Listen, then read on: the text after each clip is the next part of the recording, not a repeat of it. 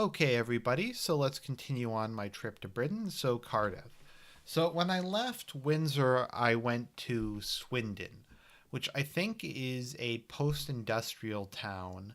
I actually didn't leave my hotel when I was in Swindon.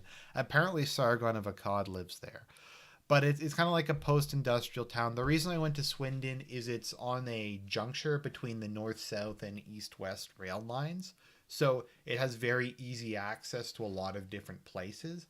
Also, because it's a post industrial town that people consider kind of a hellhole, at least from what people have told me, it it wasn't very expensive to stay there. I actually got to stay across the street from the train station, literally across the street from it, and they had breakfast there, and that was a great thing.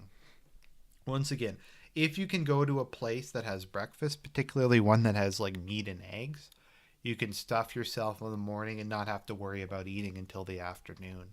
It's a great thing. But yeah, so I went to Swindon after Windsor, and I arrived there around like I think like 3 or 4 in the afternoon, and I'm like, geez, I still have part of the day left. It's kind of a shame to just go in and veg and watch British TV.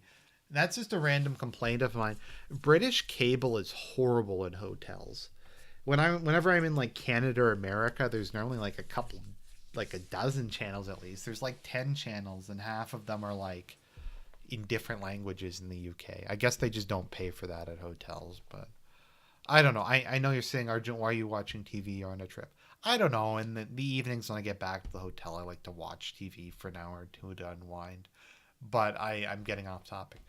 So I'm thinking, I kind of had initially said I was going to go to Cardiff, but then I decided not to go because I didn't have a spare day. I'm like, why don't I just go to Cardiff? It's only like an hour away by train. I don't have to pay for separate tickets anyways. So I went to Cardiff. So Cardiff is the capital of Wales. There's Cardiff Castle, which was very beautiful. I couldn't really see too much of it, and I couldn't really go inside. Cardiff is weird. It's really weird city. The people there are super trashy.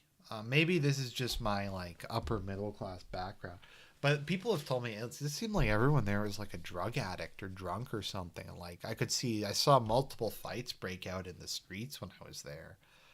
But it's a beautiful city. There's these kind of huge boulevards full of like shops and stuff. There's Cardiff Castle. I didn't get to see the Welsh Parliament, but there was kind of a lot of other cool stuff to see.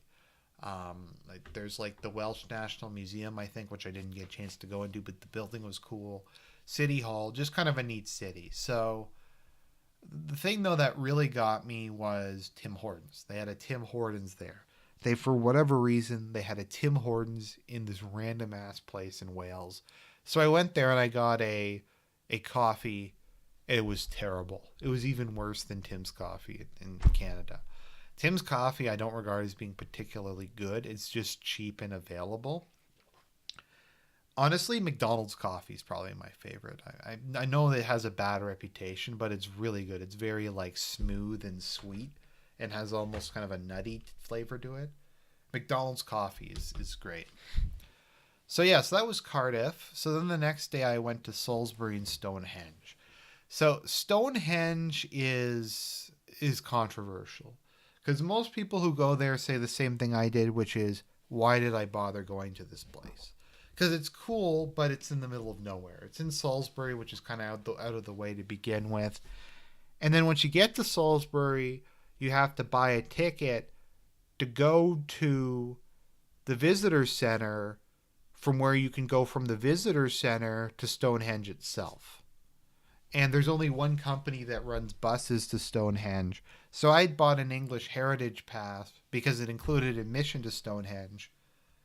But that's completely useless because to get there, you have to take a bus. And to get the bus, you have to buy a ticket or something like that. I think it's like $15 for to go there, and it's $20 to get a ticket and go there. So why wouldn't you get a ticket? So it takes like, I think it was only, I'd left the hotel at like 8 and it was only about noon when I finally got to Stonehenge. It's a really long trip.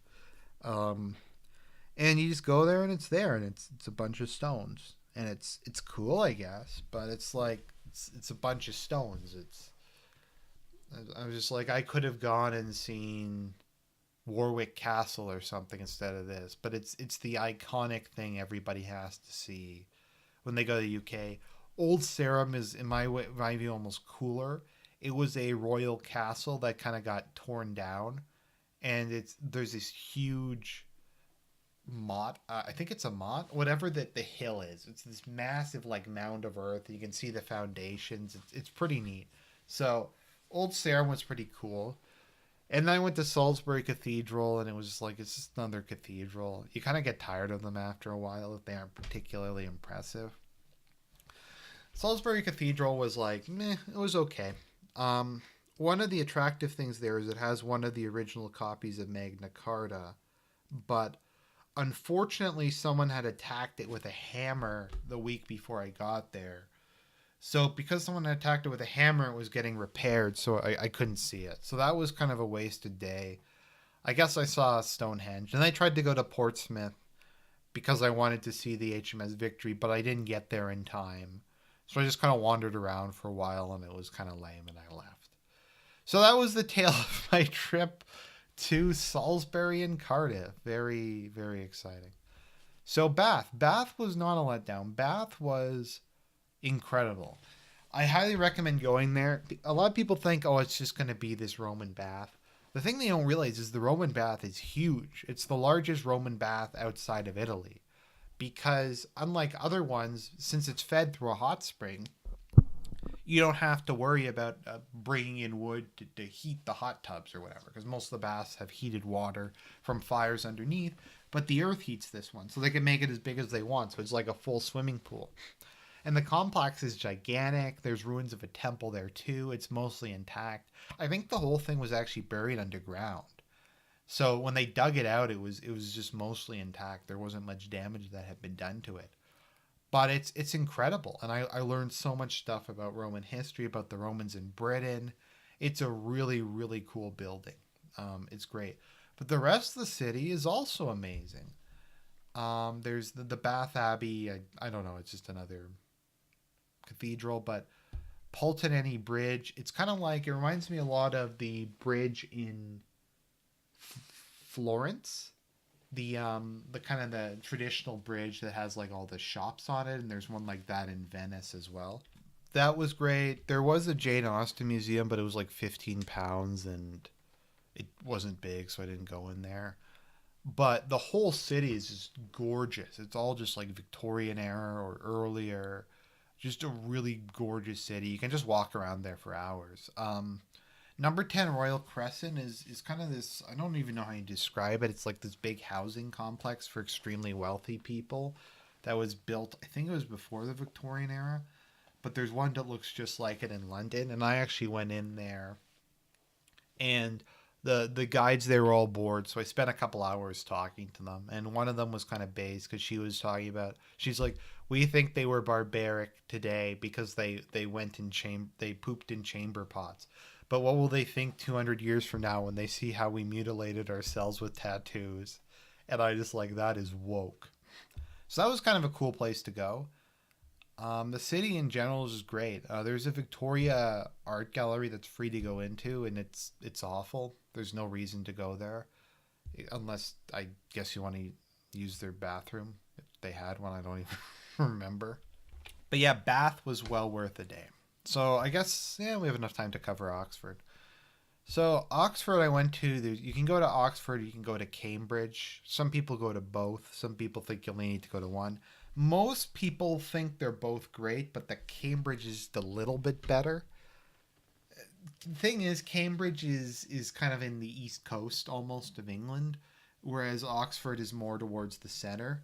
So I was going to York after Bath, from Swindon. So Oxford was right on the way. So at the Oxford Visitor Centre, you can leave your baggage there. Apparently that's a very common thing, and what a great thing. It's great to be able to leave your luggage there. Also, the main tour in the city leaves from the same location, so that's great. That's super convenient. There's also a really cool covered market there where there's lots of great British food to eat. So Oxford itself is magnificent. It's a glorious university. The tour kind of takes you through some of the buildings. You get to see.